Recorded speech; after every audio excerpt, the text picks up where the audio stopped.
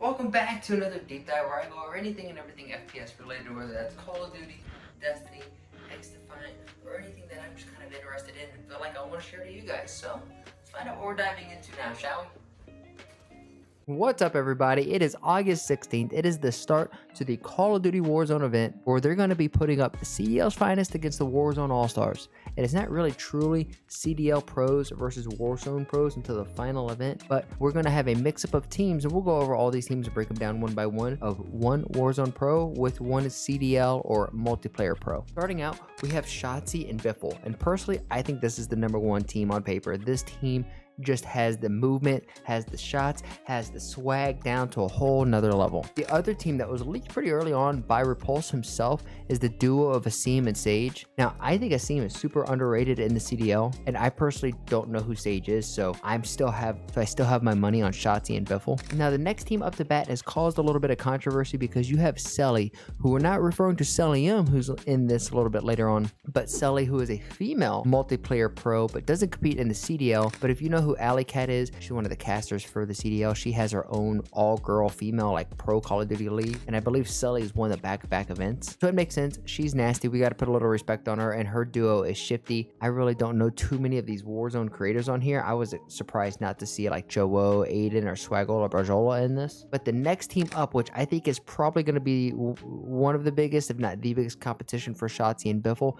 is this duo of Illy and Alman. If you guys don't know, Alman actually used to play in the CDL, so even though he's technically a Warzone All-Star now, this dude has some pretty good thumbs on him. We'll give him that. Now, the next team up is another version of like the CDL and Warzone Pro, but the Warzone Pro used to be a CDL Pro, and it's this combo of Cellium and Blast. And let me tell you, if you guys are going to be sleeping on Blast, this guy used to be in the CDL for quite a long time. This guy also has some really good thumbs on him. And if you don't know who MacArthur is, aka Cellium, the snake within the CDL, and I say that as respectful as possible. I shouldn't say the snake, but like the basilisk from Harry Potter. This dude is like a final villain that most people never overcome. Let's match the power of Lord Voldemort, heir of Salazar Slytherin, against the famous Harry Potter.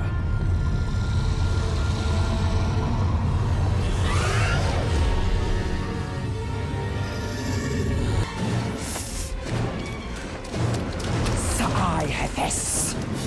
Parseltongue won't save you now, Potter. It only obeys me.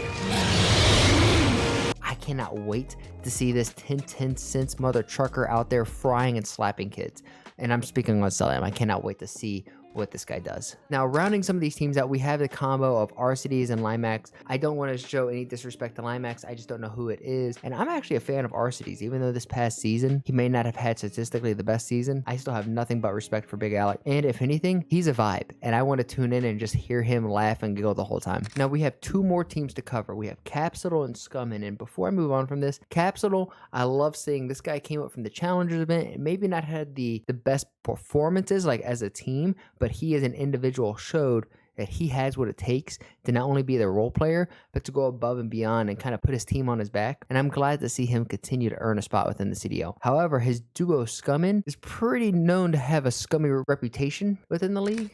But it is Warzone, so I feel like a lot of these Warzone pros don't have the best reputation. That's why I am surprised to see people like Aiden, Swag, Joe, who have a pretty clean record of just being really good, not competing in this. And then the last team to compete is we have Abizi and Noob. And if Shotzi and Biffle isn't the best team on paper, it has to be this team. If you guys don't know, Noobs is, well, the opposite of a noob. And Abizi just makes everything look too easy. So together, they literally form the team Noobizi, and I cannot wait to see this team, and I wouldn't be surprised to see if it's Shotzi and Biffle fight it out to see who takes first. But that is not the only thing to happen today in the world of Call of Duty. We got a major patch, which is crazy to think that we're getting a major patch update on a tournament day, but par of the course for Call of Duty, am I right? So let's just break this down and go over the TLDR, too long, didn't read version of this. In the global changes, first, general events. This patch contains necessary updates and content for the Shadow Siege event. Tune in for a global reveal of Modern Warfare 3 at 10:30 a.m. Pacific time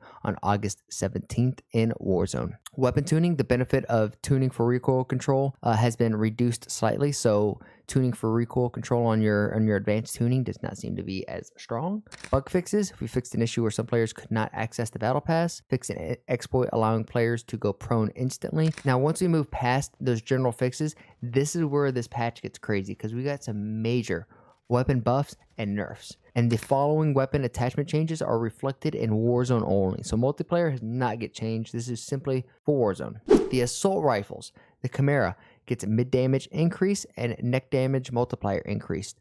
As well, the upper torso damage multiplier has increased. For the FR Aviancer, which is this new AR that's come out in this season, maximum damage decrease, but close to mid-range damage has increased. So maximum damage output, like the top end damage has gone down a little bit, but the close to mid-range gunfight, its base damage has gone up a little bit, as well as the head damage multiplier and neck damage multiplier were both increased, and as well as the upper body and lower body torso multiplier increased. So this thing just got a whole crazy buff, but just the maximum distance of it just got nerfed a little bit. I think that the Aviancer, the new gun, may kind of creep up into meta. The Lockman 556, aka the Growl, got a head damage multiplier increase. The M16 maximum damage range increased, interesting, close to mid-range damage increase, and limb damage multipliers increase. So the burst meta, the M16 just got a crazy buff. Now let's go break down the battle rifles. The F-Tech Recon,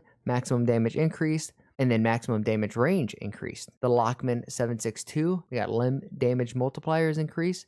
The SO14, which this was like the DMR back in the day, head damage multiplier increased, neck damage multiplier increased, upper torso damage multiplier increase. So this thing also got a huge buff. And it seems like the TAC-V is getting a major nerf because not only do we see maximum damage range decrease, but close damage decreased, minimum damage decrease, neck damage multiplier decrease, upper and lower torso damage decrease, and limb damage decrease. So if anything, the TAC-V just got thrown out the window, baby. And if you want to go over all of the different weapon changes, I will link for the full thing below. I just want to cover the guns that I think are going to be the most impacted or the most used in this Warzone event that we're going to be watch partying over on kick.com/Elrod if you guys want to hang out and vibe out with me. But I want to go over the guns that I think are going to have the most impact with that. So it'll be like the ARs, the battle rifles, and the SMGs. So we see, and speaking on the SMGs, we see the Finnick is getting a maximum damage increase.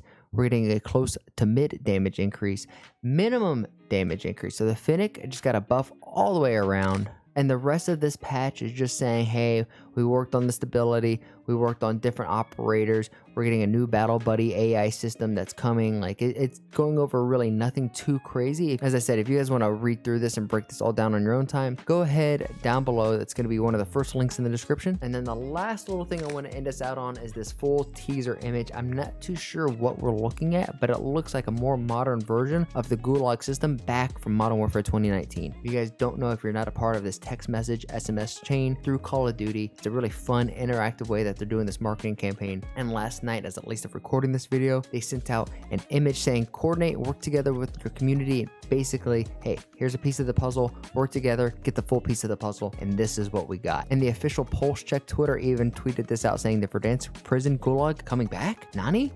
And throwing this in here with the very, very, very last second, I wanted to test this out because I saw it on Twitter, and you know, you can't trust out everything, but I can confirm, and I'll show my personal text message on screen. But if you go back and text that number, we were just talking about the different maps from the original Modern Warfare 2 game, Scrapyard, Terminal, Rust, Derail, any of these, it's going to reply back with a pin notification saying, hey, this is a location or a confirmed location. And it's been heavily rumored that all 16 of the Modern Warfare 2 2009 maps are confirmed for Modern Warfare 3. And truthfully, I'm so excited to see these remastered maps come back into rotation, but I would still like to see some original Modern Warfare 3 content, and I mean like Modern Warfare 2023, 2024 content. But I want to know what you guys think down below. What map are you most excited for if you're watching this?